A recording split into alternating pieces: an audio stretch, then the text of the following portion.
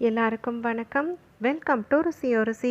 இன்னைக்கு நம்ம ருசியோ ருசி சேனலில் பார்க்க போகிறது ராஜயோகம் கூடி வரணும் அப்படின்னு சொல்லும் பொழுது வருடத்தின் முதல் நாள் அன்னைக்கு நம்ம காலை நேரத்தில் எழுந்து செய்யக்கூடிய முதல் கடமையான ஸ்நானம் செய்யக்கூடிய விஷயத்தில் எந்த குறிப்பிட்ட பொருட்கள் அனைத்தையுமே நீரில் சேர்த்து ஸ்நானம் மேற்கொள்ளணும், இதனால் கிடைக்கக்கூடிய மிகுதியான பலன்கள் என்ன அப்படிங்கிறதுக்குண்டான தகவல்களும், அந்த பொருட்களுக்குண்டான முக்கியத்துவம் என்ன, ஏன் இந்த குறிப்பிட்ட பொருட்களை சேர்க்கணுங்கிறதுக்குண்டான அனைத்து விதமான தகவல்களையும் தான் நம்ம இன்னைக்கு இந்த பதிவின் மூலிமா தெரிஞ்சுக்க போகிறோம். வீடியோவை எங்கேயுமே ஸ்கிப் பண்ணாமல் பாருங்கள், அப்போ தான் எந்த ஒரு சின்ன தகவலையுமே நீங்கள் மிஸ் பண்ணாமல் தெரிஞ்சுக்க முடியும். இப்போ நம்ம ஸ்டார்ட் பண்ணிடலாம். எல்லாருக்குமே ஒரு வருடம் பிறக்குது அப்படின்னு சொல்லும் பொழுதே சந்தோஷம், பூரிப்பு, எதிர்பார்ப்பு இது அனைத்துமே சேர்ந்திருக்கும். வருடத்தின் முதல் நாள் நம்ம ஒரு சில விஷயங்களை பார்த்து பார்த்து செய்வோம். அப்படி நம்ம செய்யக்கூடிய விஷயங்கள் அந்த வருடம் முழுவதுமே பிரதிபலிக்கும் அப்படிங்கிற அந்த நினைப்பு நம்ம மனதில் இருக்கக்கூடிய காரணத்தால் அந்த முதல் நாளை கையாளக்கூடிய விதம் பார்த்தீங்க அப்படின்னு சொன்னால் சாதாரண நாட்களுக்கும் முதல் நாளுக்கும் நிறைய வித்தியாசம் இருக்கும். அப்படி அந்த விதத்தில் முதல் நாள் நமக்கு பொன்னான நாளாக அமையணும், வருடம் முழுவதுமே நல்ல ஒரு செல்வம் சேரணும் அப்படின்னு சொல்லும் பொழுது இப்போ நான் சொல்லக்கூடிய இந்த விஷயத்தை கட்டாயம் கடைபிடிங்க. காலையில் எழுந்து கொள்ளும் பொழுது ஏதாவது ஒரு சில குறிப்பிட்ட மங்கள பொருட்களை பார்த்து எழுவது அப்படிங்கிறது ரொம்ப ரொம்ப சிறப்பு. நிறைய பேர் உள்ளங்கை தரிசனம் மேற்கொள்வது அப்படிங்கிறத செய்வோம். உள்ளங்கை தரிசனம் மேற்கொள்வது அப்படிங்கிறது சிறப்பு. ஒருவேளை அந்த பழக்கம் இல்லை அப்படின்னு சொல்கிறவங்க நான் சொல்லக்கூடிய இந்த பொருட்களில் ஏதாவது ஒன்றை பார்த்து கண் விழிப்பது அப்படிங்கிறத செய்துக்கலாம். அப்படி என்ன மாதிரியான பொருட்கள் அப்படின்னு சொல்லி பார்த்தீங்கன்னா, வெள்ளி சம்மந்தப்பட்ட நாணயம் இருக்குது அப்படின்னாக்கா அதை நீங்கள் பக்கத்தில் எடுத்து வச்சுட்டு தூங்க போகிறதுக்கு முன்னாடியே பக்கத்தில் எடுத்து வச்சுட்டு தூங்க போயிடுங்க. காலை நேரத்தில் எழும் பொழுது அந்த வெள்ளி நாணயத்தில் கண் விழிப்பது அப்படிங்கிறத செய்துக்கலாம். வெள்ளி நாணயம் ஒருவேளை இல்லை அப்படின்னு சொல்லும் பொழுது நீங்கள் 5 ரூபாய் நாணயம் இல்லைனா 1 ரூபாய் நாணயத்தில் கண் விழிப்பது அப்படின்னாலும் செய்துக்கலாம். இதை தாண்டி சுவாமியினுடைய திருவுருவப்படம் பக்கத்தில் வைத்து தூங்க முடியும் அப்படின்னு சொன்னாக்கா நீங்கள் பக்கத்தில் வைத்து தூங்கலாம். காலை நேரத்தில் கண் விழிக்கும் பொழுது உங்களுடைய இஷ்ட தெய்வத்தினுடைய திருமுகத்தை பார்த்த மாதிரி கண் விழிப்பது அப்படின்னாலும் செய்துக்கலாம். இதுக்கு அடுத்தபடியாக உங்களுடைய இஷ்ட தெய்வத்தினுடைய திருநாமத்தை சொல்வது அப்படிங்கிறது ரொம்ப ரொம்ப சிறப்பு. இல்லை குலதெய்வத்தினுடைய திருநாமத்தை 3 முறை உச்சரித்து நீங்கள் காலை நேரத்தில் கண் விழிப்பது அப்படிங்கிறத செய்துக்கலாம். இது எல்லாமே நமக்கு அதிர்ஷ்டத்தையும் செல்வ செழிப்பையும் ஏற்படுத்தும் அப்படிங்கிற நம்பிக்கையோடு மேற்கொண்டீங்க அப்படின்னு சொன்னாலே கட்டாயம் அதனால் நமக்கு ராஜயோகமானது கூடி வரும். சரி, இந்த விஷயங்கள் அனைத்துமே செய்தாச்சு. காலை நேரத்தில் முதல் விஷயமா குளிப்பது அப்படிங்கிறத செய்வோம் பார்த்தீங்களா. அப்படி அந்த குளிக்கின்ற நீரில் இப்போ நான் சொல்லக்கூடிய பொருட்கள் அனைத்தையுமே சேர்த்து குளிப்பது அப்படிங்கிறது கண்டிப்பாக நமக்கு மிகுதியான பலன்களை பெற்றுத்தரும். நம்மளை சூழ்ந்திருக்கக்கூடிய எல்லா விதமான எதிர்மறை ஆற்றலும் விலகணும், நமக்குள்ள எழக்கூடிய எதிர்மறை எண்ணங்கள் மட்டுப்படணும் அப்படின்னு சொல்லும் பொழுது இந்த விசேஷ நீர்க்குளியல் கட்டாயம் கை கொடுக்கும். இது சின்ன குழந்தைங்கள்லேருந்து பெரியவங்க வரைக்குமே கண்டிப்பாக மேற்கொள்ளலாம். குளிக்கின்ற நீரை பொறுத்த வரைக்கும் சூடான நீராகவும் இருக்கலாம், வெதுவெதுப்பான நீராகவும் இருக்கலாம். இல்லை நீங்கள் சாதாரணமாக எப்படி எந்த நீரில் குளிப்பீங்களோ அந்த நீரில் குளிப்பது அப்படிங்கிறத செய்துக்கோங்க. ஆனால் நான் சொல்லக்கூடிய பொருட்களை சேர்த்து குளிப்பது அப்படிங்கிறத தான் செய்யணும்.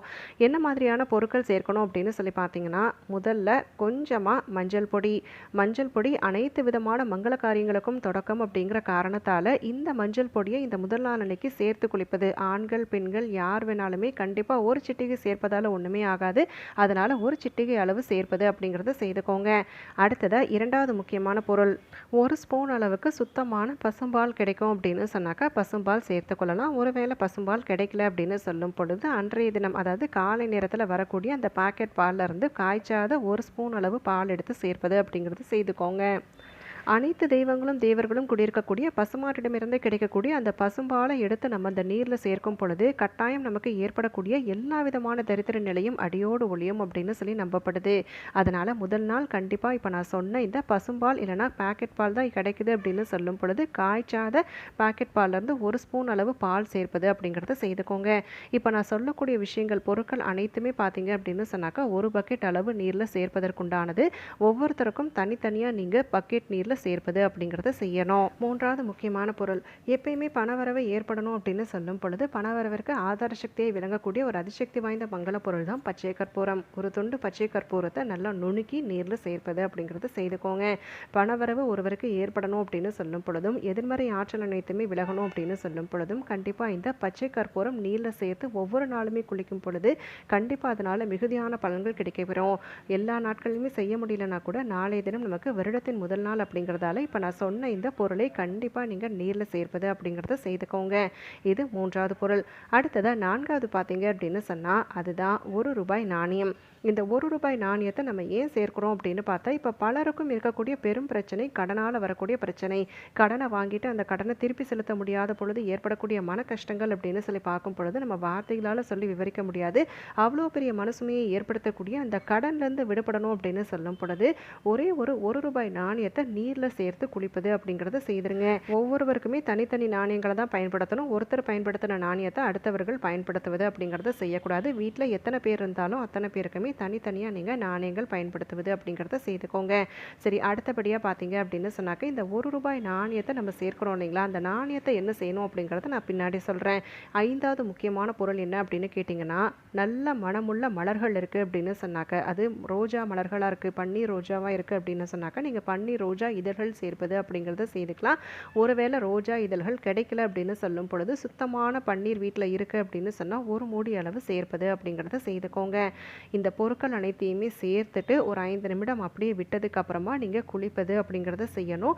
சுத்தமாக எல்லா நீரையுமே நீங்களே பயன்படுத்திக் கொள்வது அப்படிங்கிறத செய்துக்கோங்க. கொஞ்சம் கூட நீங்கள் தண்ணீரை மீதம் வைப்பது இல்லை அடுத்தவர்கள் எடுத்து பயன்படுத்தக்கூடிய விதத்தில் விடுவது அப்படிங்கிறத செய்யாமல் எல்லா பொருட்களையுமே சேர்க்கப்பட்ட நீரை ஒருவருக்குன்னு சொல்லி எடுக்கும் பொழுது அந்த ஒருவர் முழுவதுமே பயன்படுத்திக் கொள்வது அப்படிங்கிறத செய்யணும். இப்படி இந்த குறிப்பிட்ட விசேஷ நீர் குளியலை மேற்கொண்டதுக்கு அப்புறமா அடுத்ததாக பார்த்தீங்க அப்படின்னு சொன்னாக்க, அந்த மனத்தோடு அந்த வாசம் நம்ம மேலே இருக்கும் பார்த்தீங்களா, அந்த பச்சை கற்பூரம், பன்னீரினுடைய வாசம் இல்லை பன்னீர் ரோஜா இதழ்களுடைய வாசம், இது அனைத்துமே ஒன்றுபட்டு நம்ம மேலே வரக்கூடிய அந்த நறுமணத்தோடு நம்ம வீட்டு பூஜை அறையில் விளக்கேற்றி வழிபாடு மேற்கொண்டு நம்மளுடைய கோரிக்கைகள் இந்த இந்த புது ஆண்டில் நம்ம என்னெல்லாம் செய்யணும்னு நினைக்கிறோமோ அந்த நினைப்போடு விளக்கேற்றும் பொழுது கட்டாயம் அது அனைத்துமே நமக்கு பலித்தமாவதற்குண்டான வாய்ப்பு ஏற்படும்.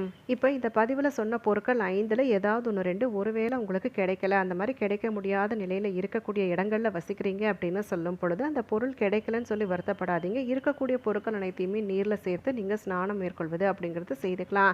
சரி, இப்போ அந்த ₹1 நாணயம் சேர்த்தோம் இல்லைங்களா, அந்த நாணயத்தை என்ன செய்யணும் அப்படின்னு கேட்டிங்கன்னா, நீங்கள் குளிச்சு முடிச்சதுக்கப்புறமா அந்த நாணயத்தை எடுத்து தனியாக ஒரு கிண்ணத்தை நீங்கள் இதுக்காகவே குளியல் அறையில் முன்கூட்டியே வச்சுட்டு அந்த கிண்ணத்தில் போட்டுருங்க. அதே மாதிரி வீட்டில் இருக்கக்கூடிய அனைவருமே சேர்ந்து போடுவது அப்படிங்கிறத செய்துட்டு அனைவருமே குளிச்சு முடிச்சதுக்கப்புறமா சேர்ந்து அந்த நாணயங்கள் அனைத்தையுமே எடுத்துக்கோங்க. இது கூட தேவைப்படக்கூடிய அளவுக்கு, அதாவது ஒரு பிஸ்கெட் பாக்கெட் வாங்குறதுக்கு தேவைப்படக்கூடிய அளவு நாணயங்கள் நீங்கள் மறுபடியும் சேர்த்துட்டு கடையில் ஒரு பிஸ்கெட் பாக்கெட்டை வாங்கி நாய்களுக்கு கொடுப்பது அப்படிங்கிறத செய்திடலாம்.